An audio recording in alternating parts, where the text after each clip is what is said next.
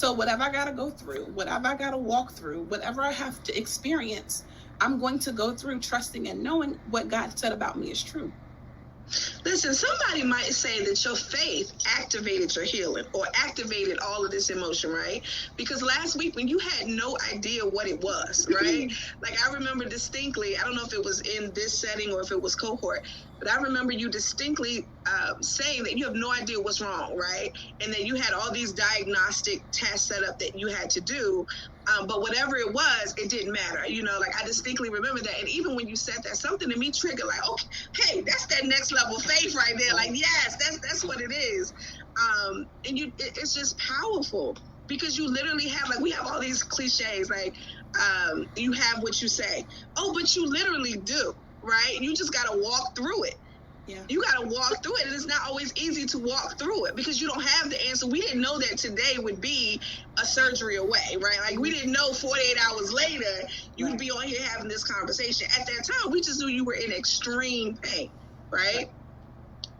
God is good. Listen, the part about it is, though, you don't look like what you've been through. And people that got on tonight probably expected she might not gonna be on the camera. She might not be able to like how she get ready to go live, and she was just listen. Some people think they doing cohort tomorrow. Like I was having a conversation earlier today, and I was like, nah, I think she gonna pull through. She gonna come through. Like she not gonna just let this thing like you know. I mean, yes, you need a moment of rest. You need to. I said, but I don't see that. Like, I don't see her not doing it or postponing it unless it's like that deep. Where no, I just have to. And it's. I was a little shocked myself because I'm just like, excuse me, like, what we doing? I didn't even think we was having it today. So I was just like, Lord, all right, let her rest. But it's. You don't smell like smoke. Come on. That's right. But let me tell you though, that goes back to you gotta have the right people in your circle. Absolutely. You have to have the right people in your circle. You gotta have the right people in your ear because I didn't even have an opportunity to make that decision. Let me tell you why I didn't have an opportunity to make that decision. First of all, my sister already put it out there. Like she gonna be there. Like she coming through. Like I already know how she operates. I know what's in her. I know what God said about her. She's showing up. My mom and my sister already had a conversation. Like, oh, she gonna get herself together. Mom was like, she look a mess now, but she's gonna be all right by the time for her to do this broadcast tonight. I'm like, oh, well, I guess I need to get myself together. So I'm looking at the clock. We're looking at, okay, so y'all, I have a new, like I haven't been watching a lot of TV. I just haven't had time.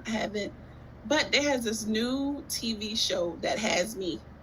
It is called Call the Midwife, and it's on Netflix. Nobody is going to like the show but me.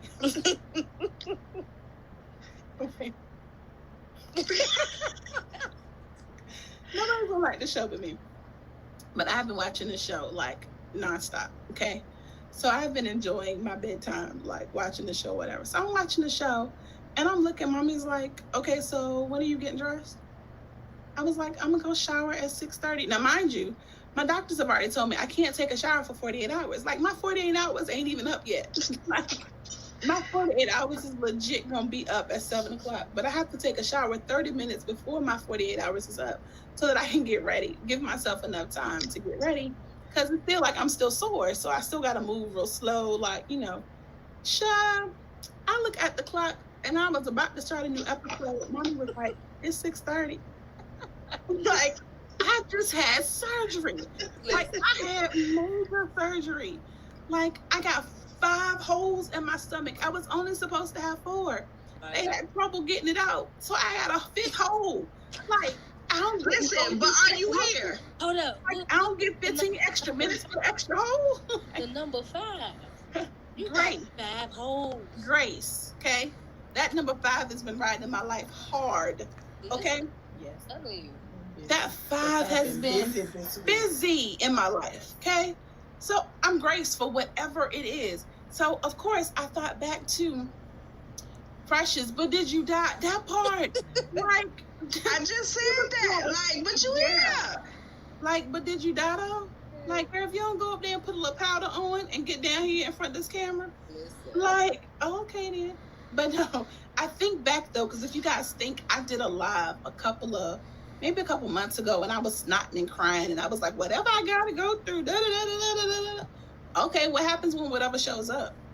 What is your story gonna be then? Because a lot of us talk a whole bunch of faith talk until we pushed into the fire, until we actually gotta go through. Then what is your story gonna be? Like, are you still gonna bless him in the bad times the same way that you bless him in the good? Is your confession still gonna be, God, I thank you even in the bad times? Because I tell you, my entire body was racking in pain, and my confession was still, God, I bless your name. God, I give you glory. God, I honor you. God, I thank you for the after this. Like, I could never get to the place where I was like, I'm gonna surrender. Like, and people been inboxing me and hit me up like, girl, I know that's painful. That's like, everybody keeps saying it's like giving birth again.